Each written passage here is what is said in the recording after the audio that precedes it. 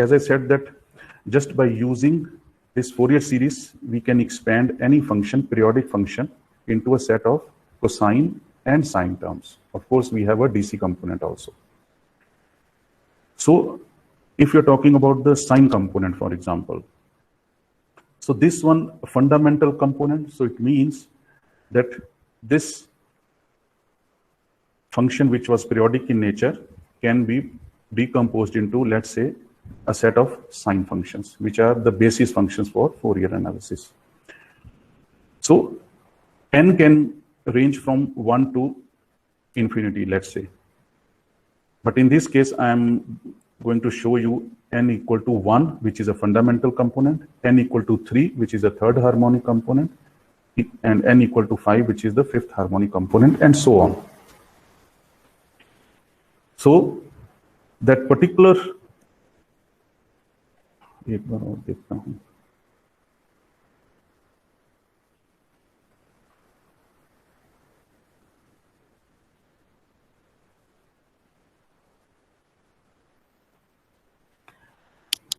Okay, so these are called basis functions, the sine and cosine functions over here, and the components. We'll see later on how to use all these.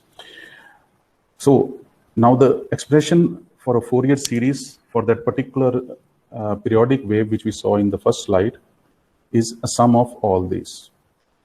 A DC component, all the cosine components ranging from frequency component 1 till n, the maximum n can also range up till infinity. So n is the total number of harmonic components. And then the sine components ranging from n equal to 1 from fundamental, n equal to 1 is a fundamental component, till the capital N. And then we sum all these up to get a final wave. We can reconstruct the final wave after calculating all these and then summing them all up to find out and get a reconstructed signal. We'll see later on. So you have to remember this expression over here. And we know that omega naught t is just a frequency, the angular frequency.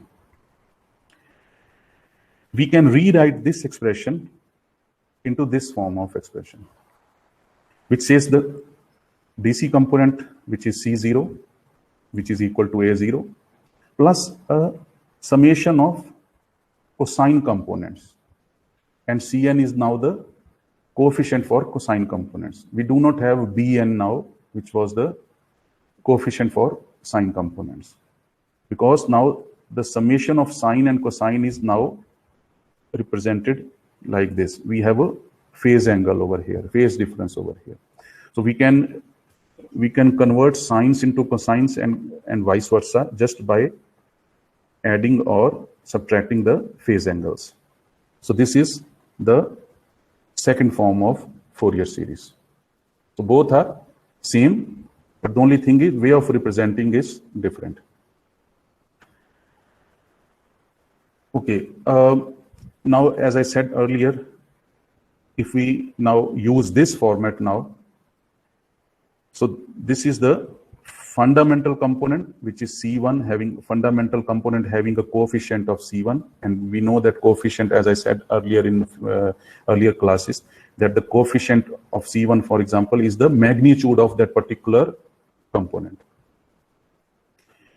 If n is equal to 2, or let's say n equal to k, then we have a amplitude of Ck for that particular component. So we have components starting from n equal to 1 till capital N. So within this range, we have set of coefficients, and all coefficients have their own magnitudes depending upon the frequency, which is k omega, as we can see here.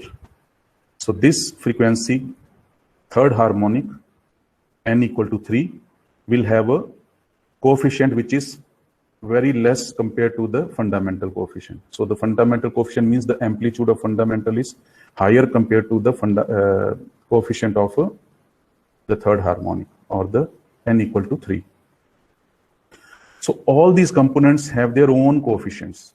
N equal to 5 have its own coefficient, which is lesser compared to the third, and so on.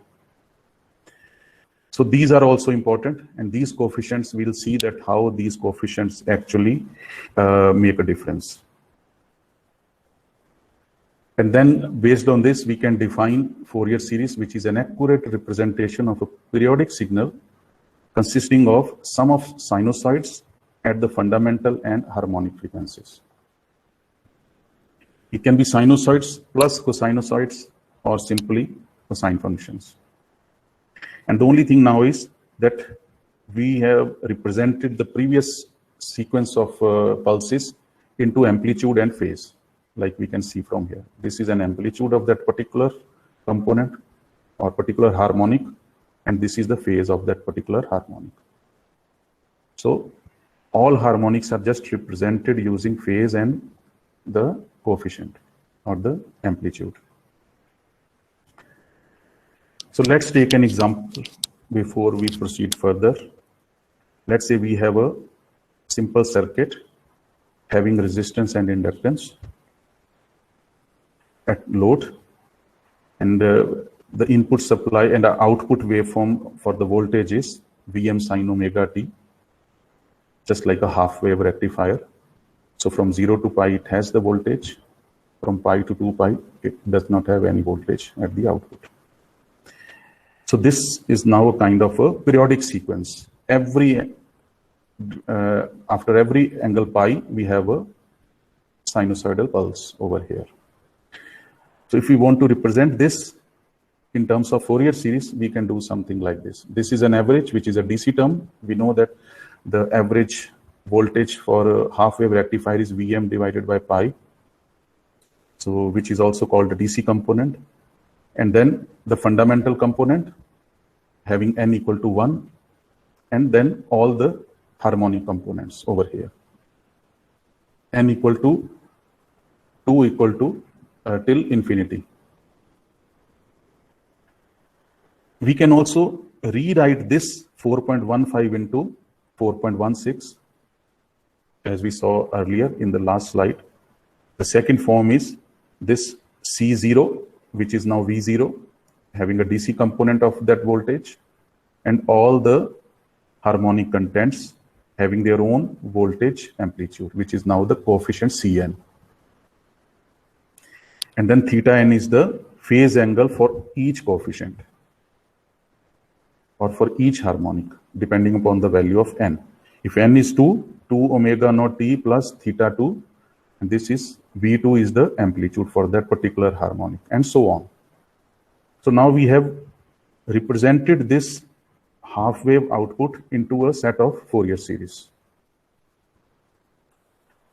Now, if we want to model it electrically before proceeding further, so let's say this is the voltage, this is the load, and if we want to represent this model into another model which is similar, both of these models are equivalent to each other, but way of representation is now different.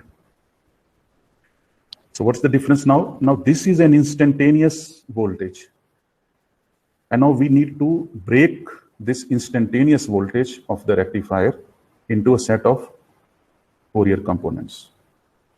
This is the DC component over here. We calculated using Vm by pi.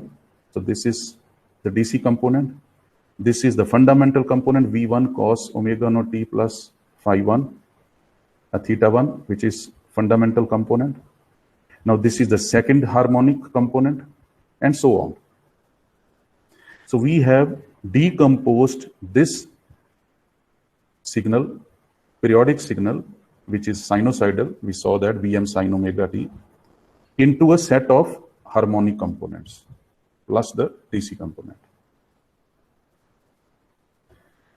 So from here you can easily say that, okay, both the models are equivalent. So this shows equivalence of a instantaneous voltage signal at the output. Okay, so now decomposing all these into individual circuits. So this is the DC term now. Individually now we are Do you remember now, after this model B, if we are now decomposing it further into individual voltage sources, what theorem normally does it resemble? Electrical theorem? So Thevenin or It's written over there. Superposition. Superposition. I'll tell you how this superposition is actually kind of a electrical representation of a Fourier series. So both are equivalent. Fourier series and the superposition theorem both are equivalent to each other. Okay. So now we know that we have broken down or we have decomposed this instantaneous voltage into a set of all the components using that previous Fourier series expression. So V naught plus summation of all the, instead of V naught, we mentioned C naught. Let me say this one. V naught plus sigma this, which we saw from here, from the Fourier series. So this is a standard expression for a Fourier series, a general form of Fourier series. This is a trigonometry form of Fourier series, and this is a standard form of, or general form of Fourier series. So from now onwards, I'll just call it a general form. Okay, so using that general form, we have now decomposed this instantaneous voltage into set of all the components, including the DC component. And we know that we actually do a summation of all these AC components. These are all AC components. V1 cos omega naught t fundamental is an AC component. Second harmonic also an AC component because of the cosine function inside it. And sine and cosine are all AC components. Breaking them even further, so now we want to see the result only due to individual components. So V naught, so we want to find out the result at the load only due to the DC component. Then first harmonic now. We want to find out the result over here, or we want to find out the output over here only due to the fundamental component. So if only fundamental component is applied, so what will be the result over here? Means what will be the current in this load? So if we want to find out the result of this current I over here due to this second harmonic, so we said now this V2 cos omega t plus theta 2 will be the input, and what will be the result of this I to t in this load, and so on. So individually now we find out the results of these currents at the output, at the load. We can easily do that. Due to this source over here, which is the first harmonic, we can easily find out the current over here. And now, doing this, next step is we can transform this into a frequency domain.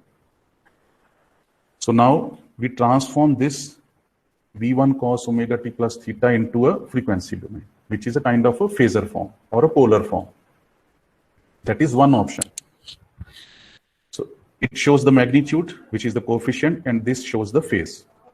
That's the only thing. When we do a Bode plot, you are interested in plotting the magnitude, which is amplitude in this case, and the phase. So two parameters. So we have now transformed this circuit, which was the original circuit, instantaneous voltage and instantaneous current, into model B. And then this model B is broken down even further. So just to find out the response at this load or response of this current to each and every harmonic. And after that, we have converted that time domain voltage signal, this one, into a frequency domain voltage signal, which only shows the magnitude and the phase. And then we calculate the current over here. So we keep on calculating the current due to each and every voltage component or each and every harmonic component. So we keep on finding this current over here. in frequency domain, and then we can convert it back into time domain to find out the resultant over here, this one. So find out the current in individual circuit triggered by the